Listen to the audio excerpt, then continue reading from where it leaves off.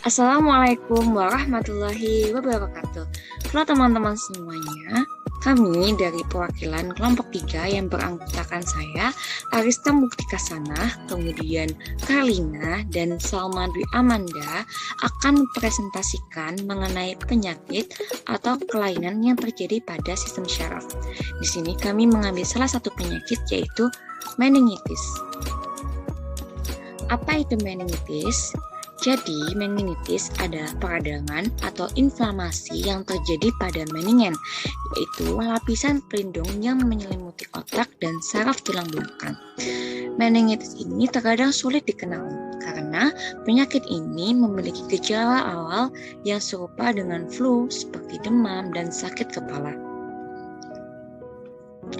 Nah, di sini gambar struktur tengkorak kita, ada tulang, kemudian ada meningen atau selaput otak, kemudian otak ini dalam kondisi normal. Nah, adapun penyakit meningitis itu sendiri terjadi peradangan atau infeksi pada selaput otak atau meningen. Materi selanjutnya akan dilanjutkan oleh Mbak Karlina. Baiklah, materi selanjutnya saya akan menjelaskan tentang penyebab penyakit meningitis.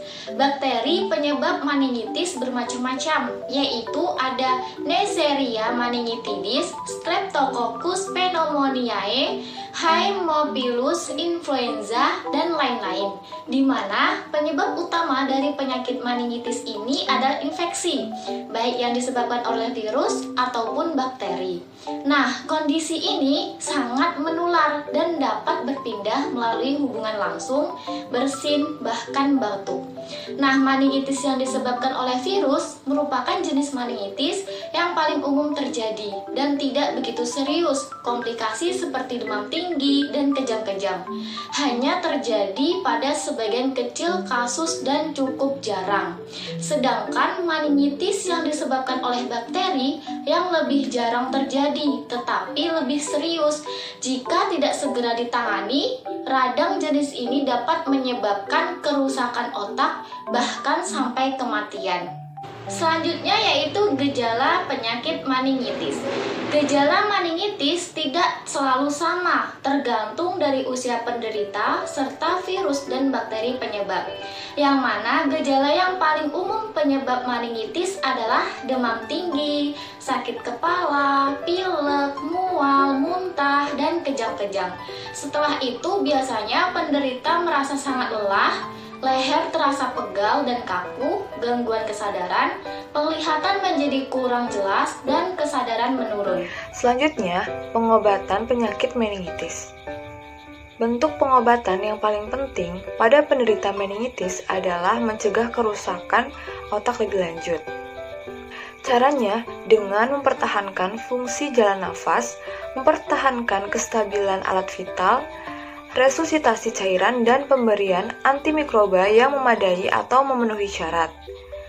Pengobatan meningitis atau radang selaput otak umumnya berbeda-beda tergantung kepada penyebabnya. Sebagai contoh, dokter bisa meresepkan obat antimikroba atau menjalankan terapi lainnya bila meningitis disebabkan oleh kanker atau lupus. Jika dicurigai penyebab dari meningitis adalah bakteri, maka dapat diberikan obat-obatan antibiotik. Untuk perawatan yang optimal, pengobatan meningitis sebaiknya dilakukan dengan perawatan di rumah sakit. Selanjutnya adalah pencegahan penyakit meningitis. Meningitis adalah penyakit yang disebabkan oleh berbagai mikroorganisme seperti bakteri dan virus. Karena itu, pencegahan infeksi dari mikroorganisme ini dapat dicapai dengan pola hidup sehat. Kebersihan menjadi salah satu kunci pencegahan terjangkit virus atau bakteri penyebab meningitis.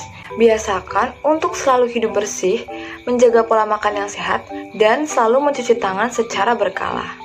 Sekian presentasi dari kelompok kami mengenai materi penyakit meningitis. Kurang lebihnya mohon maaf. Semoga bermanfaat. Terima kasih. Wassalamualaikum warahmatullahi wabarakatuh.